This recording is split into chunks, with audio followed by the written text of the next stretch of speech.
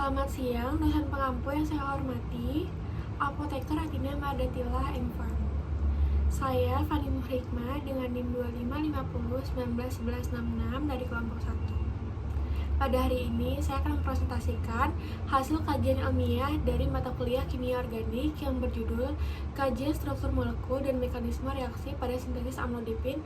Melalui presentasi ini, saya akan membedah secara mendalam bagaimana prinsip-prinsip dasar kimia organik, seperti hibridisasi, efek induksi, substitusi, nukleofilik, hingga interaksi multikomponen yang diterapkan secara nyata dalam merancang dan produksi senyawa obat dalam industri farmasi. Memasuki fondasi utama dalam penemuan obat dan pengembangan obat. Mengapa molekul obat harus dipelajari strukturnya? Karena struktur molekul menentukan segalanya, mulai dari bagaimana obat larut dalam tubuh, bagaimana obat bertahan dari degradasi metabolisme, hingga bagaimana obat tersebut berkaitan dengan reseptor target untuk memicu efek terapi.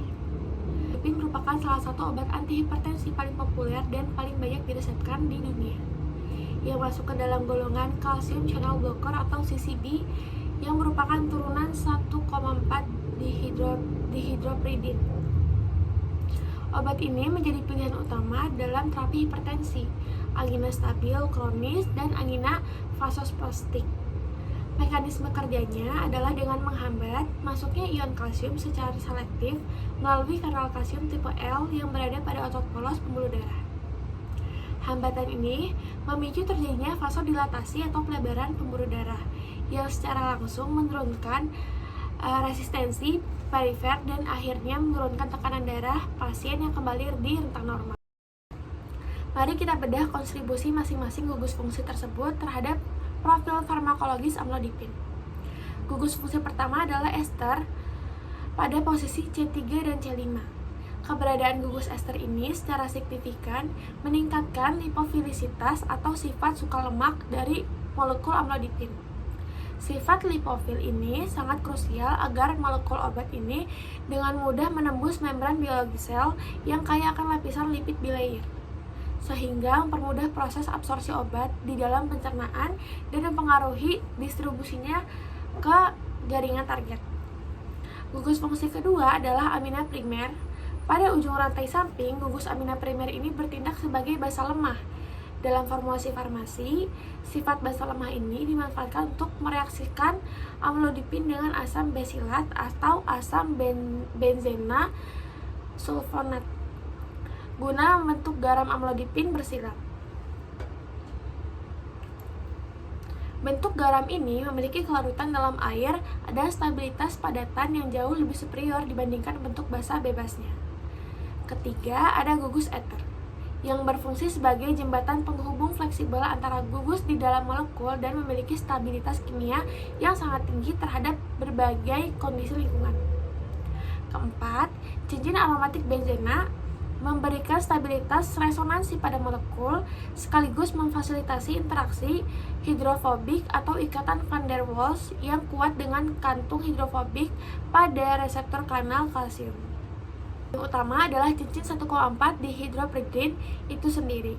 Cincin ini adalah bagian farmakopor yang struktur inti yang mutlak harus ada agar obat dapat memblokir atau menduduki reseptor dan memblokir kanal kalsium secara efektif untuk menurunkan tekanan darah.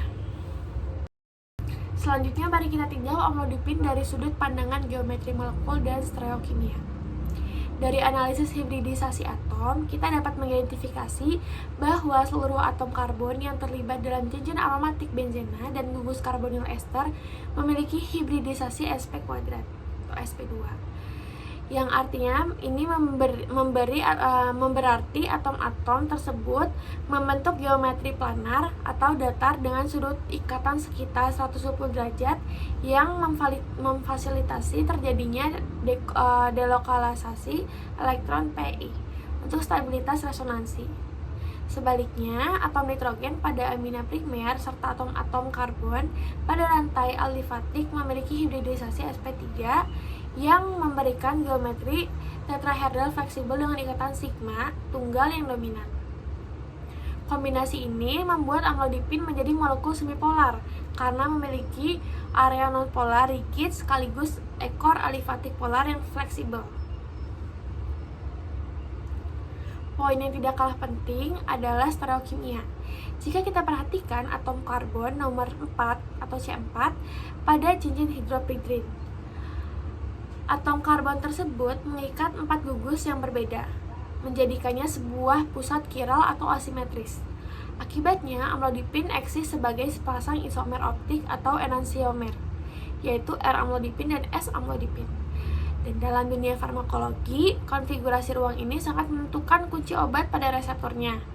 Studi literatur menunjukkan bahwa enantiomer amlodipin memiliki afinitas dan aktivitas pemblokiran kanal kalsium yang jauh lebih kuat dibandingkan R-amlodipin.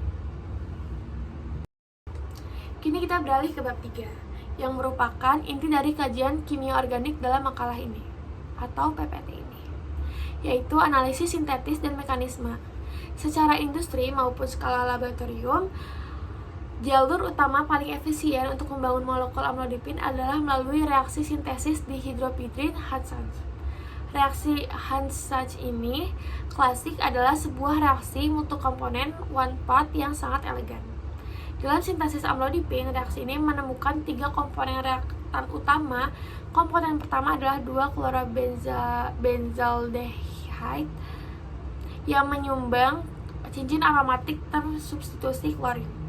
Lalu komponen kedua adalah etil aseotasetat, sebuah senyawa alfatik, dan komponen ketiga adalah metil 3 aminokrotonat, senyawa ester yang tidak jenuh membawa gugus amina sebagai sumber nitrogen pembentuk heterosiklik.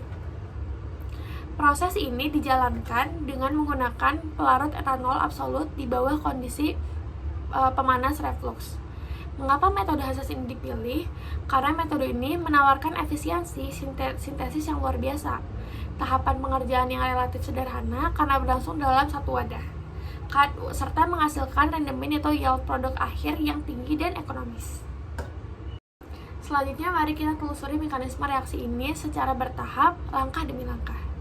Tahap pertama dimulai dengan pembentukan enolat, di mana pangkalan asam basa menyebabkan senyawa etil asetoasetat mengalami deprotonasi pada atom karbon alfa yang asam, menghasilkan ion enolat yang bertindak sebagai nukleofil kuat. Lalu tahap kedua, ion enolat nukleofilik ini menyerang atom karbon karbonil yang elektrofilik pada senyawa 2-chlorobenzaldehyde. Kemudian kondensasi Knoevenagel melepaskan air membentuk senyawa intermediate alkyledena. Lalu tahap ketiga, metil 3 aminokloratonat bertindak berlangsung sebagai nukleofil kaya nitrogen yang bersiap mendonasikan pasangan elektron bebasnya. Lalu tahap keempat, terjadi adisi Michael di mana fragmen nitrogen tersebut menyerang ikatan rangkap yang terkonjugasi pada senyawa intermediate alkidena yang terbentuk di tahap 2 tadi. Tahap kelimanya adalah kondensasi intramolekul atau siklisasi. Gugus amina menyerang karbonil ester di ujung molekulnya sendiri, memicu eliminasi air yang menutup rantai dan menjadi cincin heterosiklik. Tahap ke-6, terjadi penggeseran proton spontan atau perataan ulang tautomerisasi guna memulihkan sistem ikatan rangkap hidropidrin yang stabil. Senyawa produk akhir, senyawa amlodipin murni dengan penempatan substituen yang presisi sesuai rancangan. Keberhasilan dan kecepatan jalur mekanisme reaksi ini yang sangat rumit dipengaruhi oleh 4 faktor lingkungan kimia. Faktor pertama adalah struktur substrat. Keberadaan atom klorin pada posisi orto cincin benzena aldehida memberikan efek induksi negatif yang kuat. Efek ini menarik keeratan elektron dari gugus karbonil aldehida, menjadikan jauh lebih elektrofilik yang sangat reaktif terhadap serangan enolat. Faktor kedua adalah pemilihan pelarut. Pelarut etanol dipilih karena memiliki konstanta dielektrik yang pas.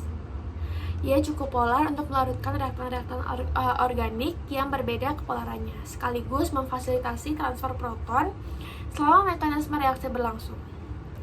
Lalu ada faktor ketiga adalah suhu reaksi. Pemanasan diperlukan untuk melewati energi aktivitas reaksi siklisasi yang tinggi. Namun suhu wajib dikontrol, karena panas yang berlebih akan memicu jalur reaksi kinetik alternatif yang menghasilkan impuritas. Faktor terakhir adalah efek resonansi dan induksi elektronik internal yang menstabilkan struktur zat antara selama proses transisi. Bagian akhir dari kajian saya adalah evaluasi terhadap jalannya metode sintetis. Meskipun metode Hansa sangat efisien, proses ini tetap menyisakan tantangan berupa potensi terbentuknya produk samping. Produk samping yang paling sering muncul adalah kondensasi tidak sempurna akibat hilangnya stoikiometri reaktan, serta produk oksidasi prematur yang mengubah inti hidropitrin menjadi turunan piridin yang tidak aktif. Hal-hal ini menjadi impuritas hasil sintetis yang harus dipisahkan melalui proses kristalisasi yang rumit. Sebagai rekomendasi perbaikan proses ke depan demi efisiensi industri, bisa menerapkan prinsip green chemistry atau kimia hijau. Misalnya dengan mengoptimisasi suhu menggunakan bantuan radiasi gelombang mikro. Dan untuk memotong jam menjadi menit, menggunakan katalisasi asam pada yang lebih selektif dan dapat didaur ulang. Atau mengganti pelarut etanol dengan pelarut ramah lingkungan seperti air atau tanpa pelarut sama sekali, guna meminimalkan limbah kimia berbahaya. Kita telah sampai pada bab 4, yaitu kesimpulan. Dari seluruh kajian yang sudah saya lakukan, dapat disimpulkan 3 poin utama. Pertama, amlodipin adalah molekul antihipertensi turunan 1,4 dihidropyridin dengan gugus fungsi ester, amina, eter, dan cincin aromatik yang secara kolektif menentukan sifat fisikokimia serta kemampuan farmakologisnya dalam tubuh.